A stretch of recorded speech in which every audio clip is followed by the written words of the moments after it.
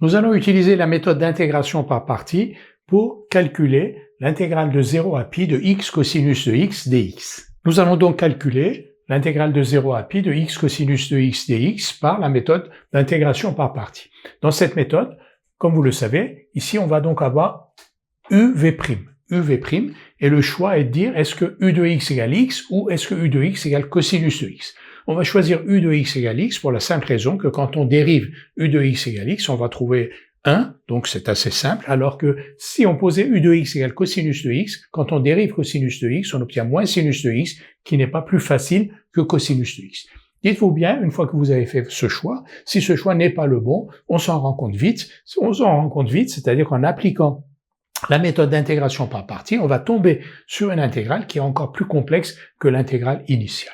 Donc, on choisit une option, donc qui paraît raisonnable ici, u de x égale x, parce que sa dérivée 1 est facile, et ensuite, si on s'est trompé, on s'en rend compte, on revient, on choisit l'autre option. Donc ici, pour tout réel x de 0 pi, on va poser u de x égale x, et donc uv' et v' de x égale cosinus de x. Si u de x égale x, u' de x égale 1, si v' de x égale cosinus de x, une primitive de cosinus de x, c'est sinus de x.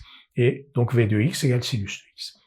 U et v sont dérivables sur 0 pi, u' et v' sont continus sur 0 pi. Pourquoi on dit cela? Parce que ce sont les conditions nécessaires pour l'application de la formule d'intégration par partie. Il faut que u et v soient dérivables sur l'intervalle 0 pi et que u' et v' soient continus sur ce même intervalle. Une fois que ces conditions sont réunies, on peut appliquer la formule d'intégration par partie et donc dire que l'intégrale de 0 à pi de u de x v' de x dx, c'est-à-dire ici dans notre cas x cosinus x dx, est égal à donc uv, que l'on va calculer entre pi et 0, moins l'intégrale de 0 à pi de u' de x v de x dx. On n'a plus maintenant qu'à remplacer uv, u' et v' par ces expressions que l'on a ici. Nous avons donc l'intégrale de 0 à pi de x cosinus x dx qui va être égale à donc uv entre 0 et pi, uv c'est donc x sinus de x entre 0 et pi, moins l'intégrale de 0 à pi de u'v dx, u'v, donc sinus de x dx.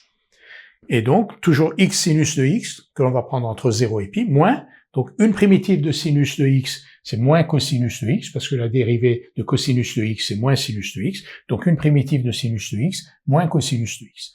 Et donc, on a le résultat égal, ici donc, pi sinus de pi moins 0 sinus de 0, alors comme sinus de pi et sinus de 0 sont égales à 0, donc on n'a pas de problème, ce terme est nul, moins, donc, ensuite, moins cosinus de pi, moins cosinus de 0, ça veut dire plus cosinus de 0.